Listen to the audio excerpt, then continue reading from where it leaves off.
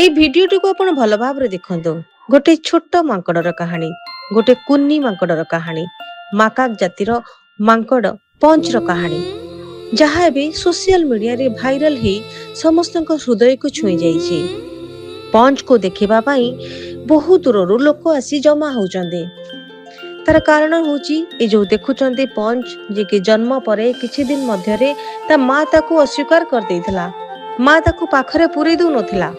କିନ୍ତୁ ଜୀବନର ପ୍ରଥମ ସ୍ପର୍ଶ, ପ୍ରଥମ ଉଷ୍ମ, ପ୍ରଥମ ଆଲିଙ୍ଗନ, ଯାହା ପ୍ରତ୍ୟେକ ଶିଶୁର ଅଧିକାର, ସେ ମଣିଷ ହଉ ବା ପଶୁ ହଉ, ସେ ସବୁଠାରୁ ପଞ୍ଚ ବଞ୍ଚିତ ହେଇଗଲା। ଯେତେବେଳେ ମାର ସ୍ନେହ ତାକୁ ମିଳିଲାନି, ସେତେବେଳେ ସେ ଏକାକୀ ଅନୁଭବ କଲା। ଏକ ନିର୍ମଳ ଶିଶୁ ଆଖିରେ ଭୟ ଦେଖା ରହିଲା।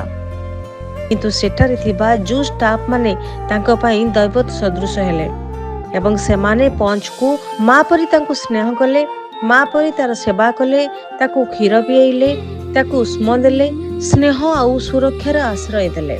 ତଥାପି ମାର ଅଭାବ କି ଏତେ ସହଜରେ ପୂରଣ ହୁଏ? ପଞ୍ଚ ଏବେ ଗୋଟିଏ ନରମ ପିତୁଳିକି, ନରମ କଣ୍ଢେଇକି, ଟେଡି କଥା କୁହନ୍ତୁ, ଟେଡି ବିୟର ହେଇପାରେ, ତାକୁ ନିଜ ମା ଭାବି ତାକୁ ଆଲିଙ୍ଗନ କରି ରହୁଛି।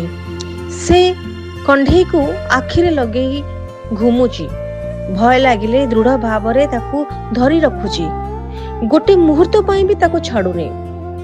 ସେଇ କଣ୍ଢେଇ ତା ପାଇଁ ବର୍ତ୍ତମାନ ଖେଳନା ନୁହେଁ, ସେ ହଉଛି ତାର ଭରସା, ସେ ହଉଛି ତାର ସାନ୍ତ୍ୱନା, ଆଉ ସେ ହଉଛି ତାର ଛୋଟ ଦୁନିଆ, ଯାହାକି ବର୍ତ୍ତମାନ ପଞ୍ଚର କାହାଣୀ ସମାଜକୁ ଅନେକ ଶିକ୍ଷା ଦଉଛି। ସ୍ନେହ ବିନା, ଶ୍ରଦ୍ଧା ବିନା, ମାର ଭଲ ପାଇବା ବିନା ଦୁନିଆରେ ଏକା ବଞ୍ଚିବା ଏତେ ସହଜ କଥା ନୁହେଁ।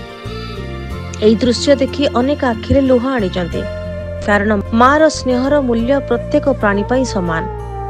ପଞ୍ଚର କାହାଣୀ ଆମକୁ ମନେ ପକେଇ ଦିଏ ଯେ ସ୍ନେହ ଆଦର କେବଳ ମଣିଷ ପାଇଁ ନୁହେଁ, ପ୍ରତ୍ୟେକ ପ୍ରାଣୀର ଅଧିକାର।